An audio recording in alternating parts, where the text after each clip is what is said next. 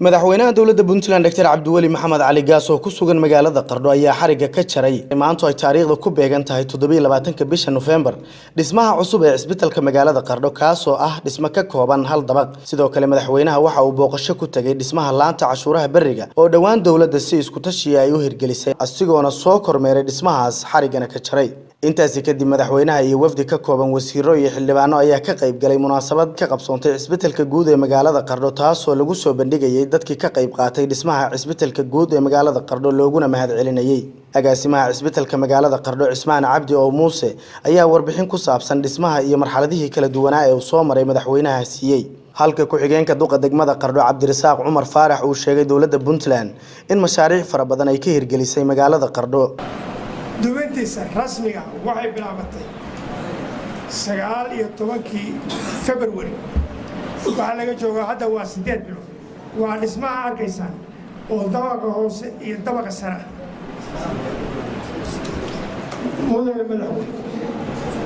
mudanayaa iyo marwey dhismaha cusub ee isbitaalka waxa ku baxay lacag dhan 321 iyo hal boqol lacagtaasoo waxay ka kala timi dowladda Puntland oo sababta ugu weyn waa madaxweynaha Puntland 190 hay'adda SAFE qoraalka ka yaro waxay bixisay konton waxqabadka ay dowladdu ku fulisay degmada Qardho waxa ugu horeeya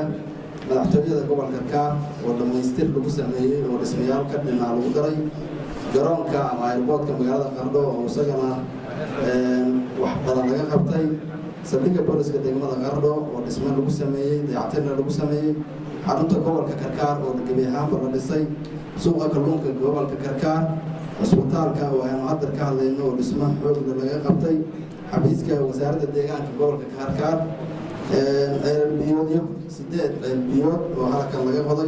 Sheekh Faad Maxamed Xaaji Aflow ayaa ka hadlay goobta isimo culimo awdiin xildhibaano ka tirsan dowladda Puntland iyo mas'uuliyiin kale oo ka socday hay'adda Safety Children dhamaantood waxay si isku mid ah u soo dhaweeyeen hirgelinta dhismaha isbitaalka magaalada Qardho oo lagu dhisay waqti kooban Cabdi Muuse oo runtii agaasimaha isbitaalka aad iyo aad baan ugu mahad celinayaa runtii waa nin hawlkara oo marmarka qaybta runtii waxa la yaabi jiray intuu meel cidla istaajiyo uu ila diriri jiray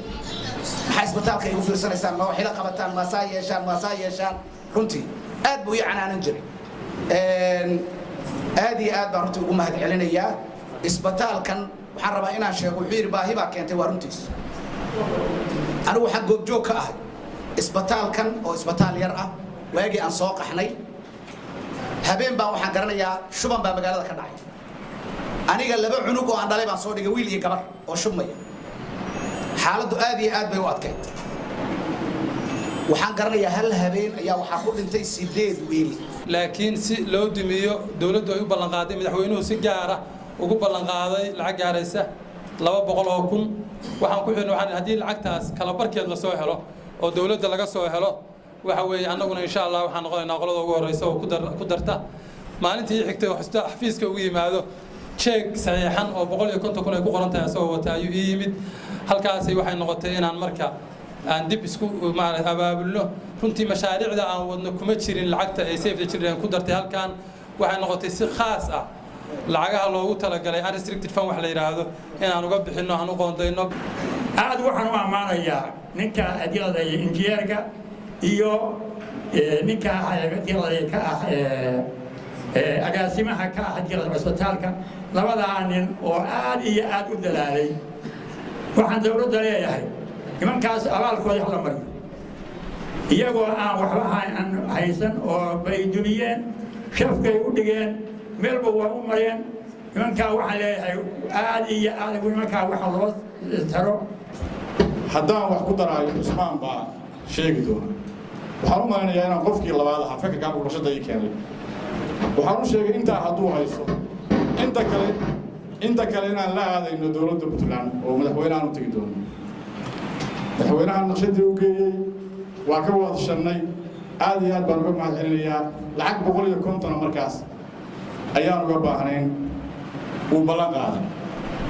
waa ku soo noqday Ismaan waxaan ku yiri lacagtaas waa lagu ballan qaaday hawshaadi qabso madaxweynaha iyo Ismaan labadaba waa marag gashanaya waxaan kaloo ku faraxsanahay runtii gobolka wax wanaagsan baa laga sheegay kama harin waxaa qabsoomay tii dawladda lacagta la sheegay baa ka soo baxday maalin walba Ismaan ka dhow yimaada halka yimaado wada soconay iyo mas'uuliyiinta kale wasiirada gaaraan kuwa deegaanka soo jeeda markii dambana contributionkaas meel walba waa wada tagnaa wasiirka wasaaradda caafimaadka dawladda Puntland Cabdinaasir Cismaan Ciise Cawke ayaa si weyn ugu mahadceliyay cid kasta oo hirgelinta dhismahan isbitaalka magaalada Qardho qayb ka qaadatay 2014 Puntland sideedaba xarumaha caafimaad oo ka jiray waxay ahaayeen ilaa 140 maanta xarumaha caafimaad oo Puntland ka jira waa 334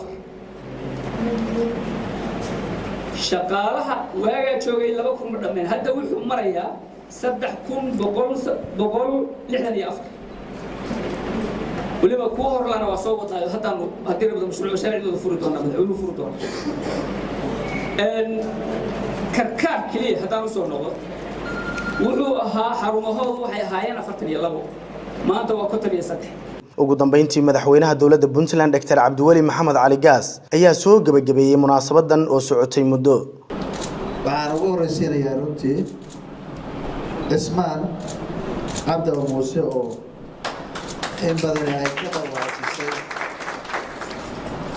shaqada uu ka qabtay meesha Ismaan markaad aragto araggiisa markaad aragto ayaa shaqo ku muuqanaysa waxaan rabaa sidoo kale inaan xuso waa igala hormaray xildhibaan Dhagahore oo runtii mashruuca u ahaa buday u ahaa haddii wax qabad laisku soo celinayo Dhagahore la soo celin lahayd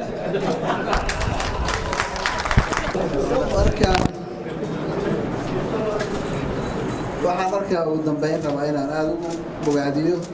wasaaradda caafimaadka iyo madaxdeeda wasiirku ugu horeeyo oo runtii ma aha Qardho kaliya iyo Karkaar laakiin isbedel muuqda oo statisticadeeda hadda uu idin tirinayo wasiirku isbedel muuqda oo isbitaal leh oo MCH leh oo health post leh oo shaqaale kordhin leh oo daawo leh wax badan runtii wasaaraddu ay qabatay oo runtii wasaaraddu ay tahay moral ministry wasaaradda lagu daydo ay Puntland ka tahay runtii aad iyo aad u wanaagsan madaxweynaha dawladda Puntland ayaa shahaado sharaf guddoonsiiyay mas'uuliyiin fara badan oo ka tirsan dawladda taasoo ay ku mutaysteen qaybtii ay ka qaateen dhismaha isbitaalka magaalada Qardho sidoo kale shahaado sharaftan waxaa la guddoonsiiyay mas'uuliyiin ka socda hay'adaha madaxa bannaan oo ka qayb qaatay dhismaha isbitaalkan Yaxya Nuur Muumin warbaahinta dawladda Puntland magaalada Qardho